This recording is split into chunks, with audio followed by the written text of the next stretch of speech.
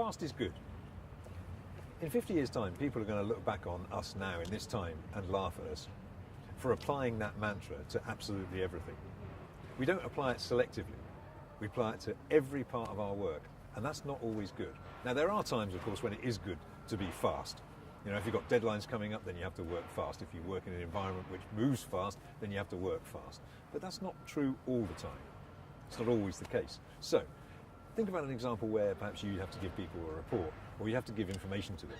If you complete that report, but you don't do it accurately, and you don't spend as much time on it as you should, and you rush at it, that person who receives it then has to do some work on it.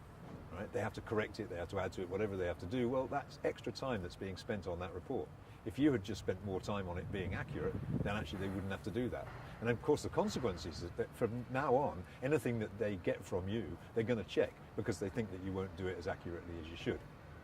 Now, there are some side effects from fast is good as well.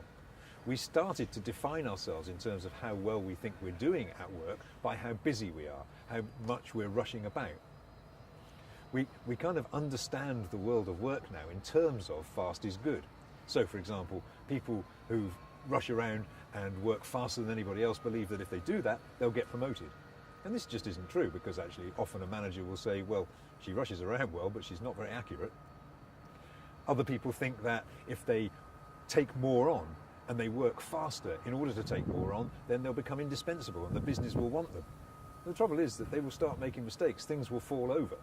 And actually managers don't appreciate that. So fast is not always good. Now, I believe that if you work well and you work accurately, that's one thing. If you work fast, that's also good in a different situation. So what we need to do is we need to make choices, good choices, about when we work fast and when fast is good and when it isn't.